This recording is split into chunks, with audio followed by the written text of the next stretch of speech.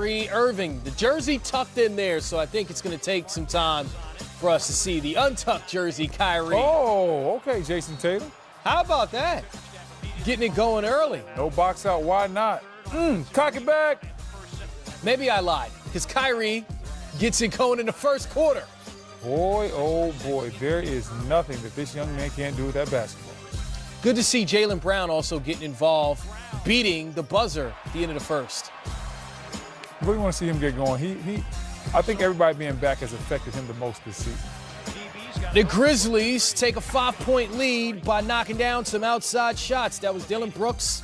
Here's Marc Gasol. How about the rookie, Jaren Jackson Jr.? Grizzlies in the half on a 20-5 run. Look how quick he gets rid of that, Brendan. Oh, there's the jersey. You see it untucked, and you know it's coming. Bang, bang. Kyrie Irving from behind the arc. Not once, but can I get a replay? That's deep, too. Deep three. Then Gordon Hayward running the floor and getting rewarded. One of Kyrie's 13 assists on How many? Fellas, 13 assists tonight. That's huge for Kyrie. Here's one from Terry Rozier to Marcus Morris. Then Kyrie, oh, this is him at his best. Just a beauty. It's the plays he makes with the ball in transition, splitting that right there, and getting the finish below the rim. It's incredible what he does. The outside shot seemed to be the threat to propel him to make some easier buckets. Celtics with a 2-point lead in the fourth quarter. Mike Conley puts the Grizz on top, 26 points for Conley. Big Al, happy to have him back.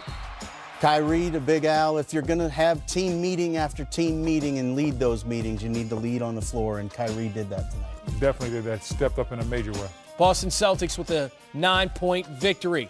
Brooklyn, Milwaukee. Giannis and the Bucks looking for their 7th win in the last 8 games.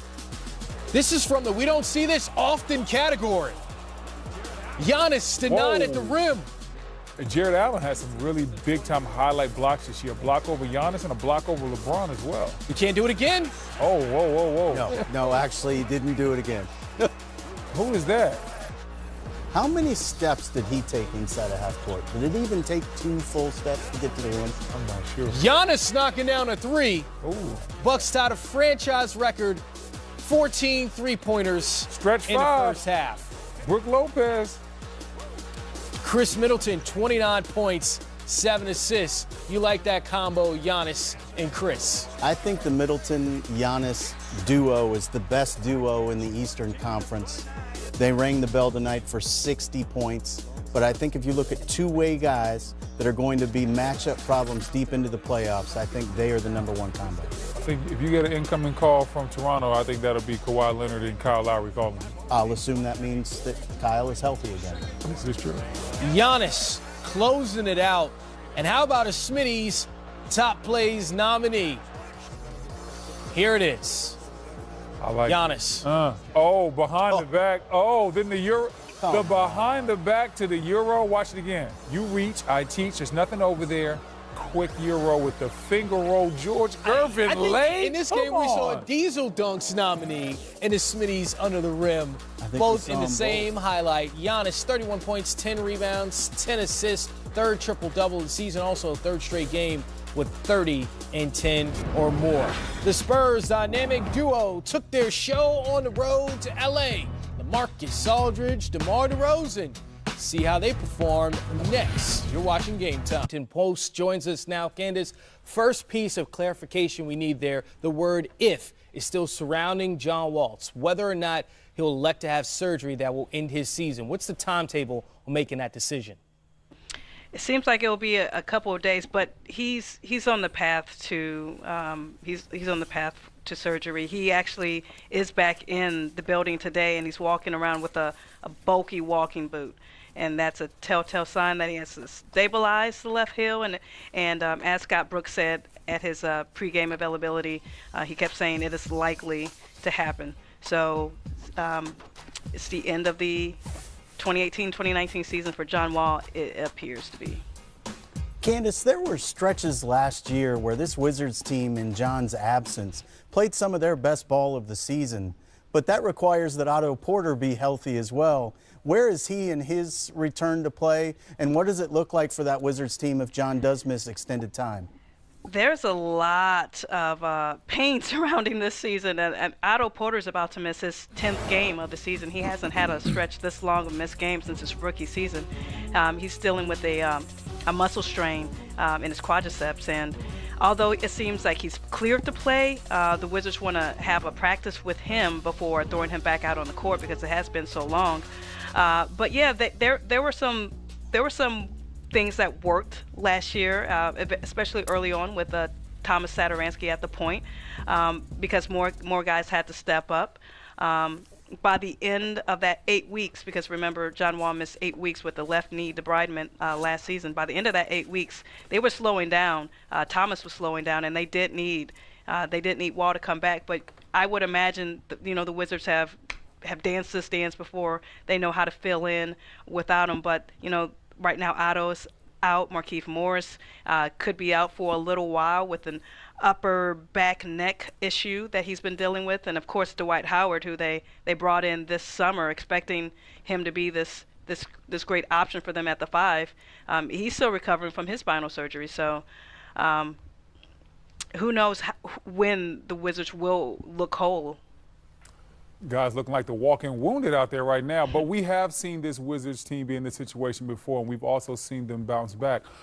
What will this say about the Wizards and how they mix and mesh with John Wall moving forward if this team does make a run and go to the playoffs without John Wall being a part of the roster?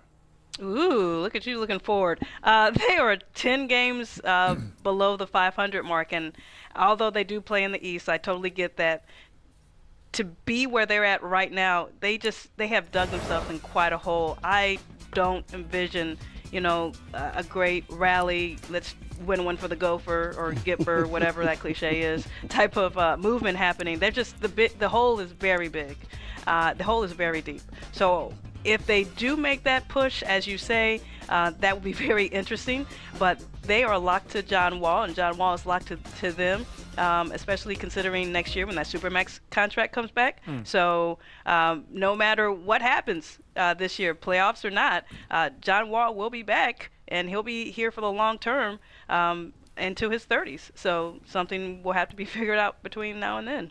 Well, Brad's been carrying a load in December, playing almost 40 minutes a night, averaging 26, 6, and 6. Has there been any discussion as far as Scott Brooks saying, like, we have to lighten the load on Brad before we have an issue with him?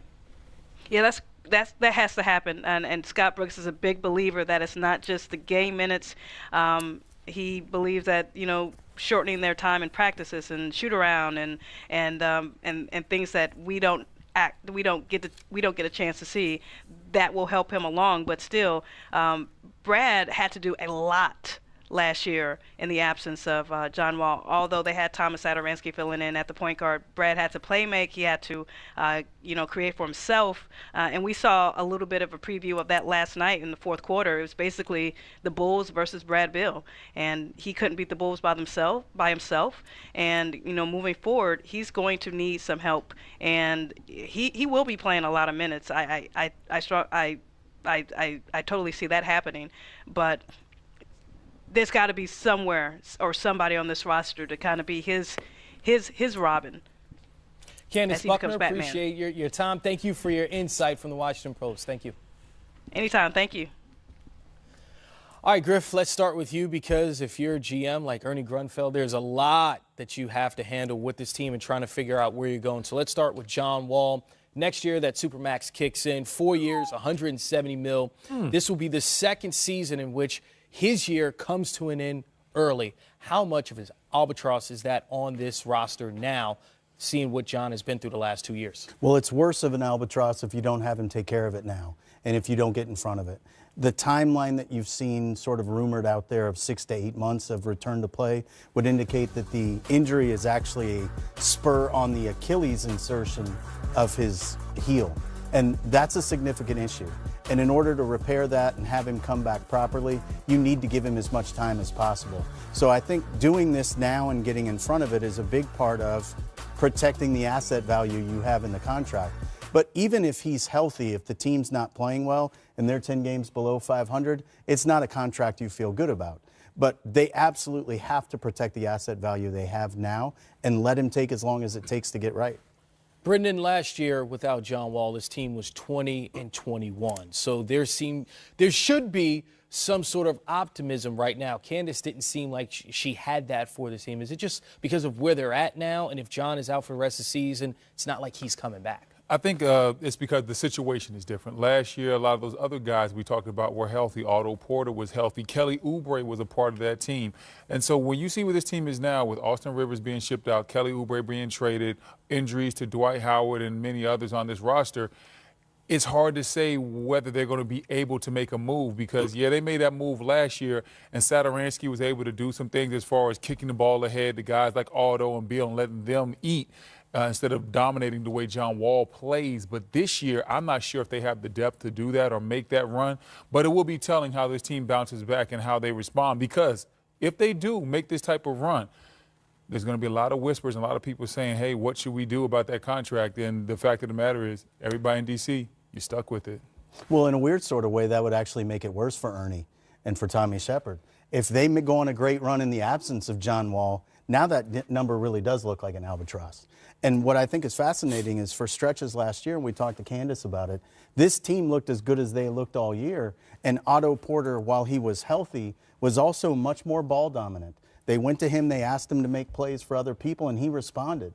So the number he's on sort of requires that he be asked to carry more of a load. So you can make Otto look more valuable and more worthy of the number he makes and still be in jeopardy of making John's number look even worse than it does currently. Certainly, I think when the trade deadline comes around, you and I will be sitting here having a discussion if whether or not the Wizards will be buyers or sellers. Can't wait. Buyers? What are they going to buy? They got a whole team full of bad contracts.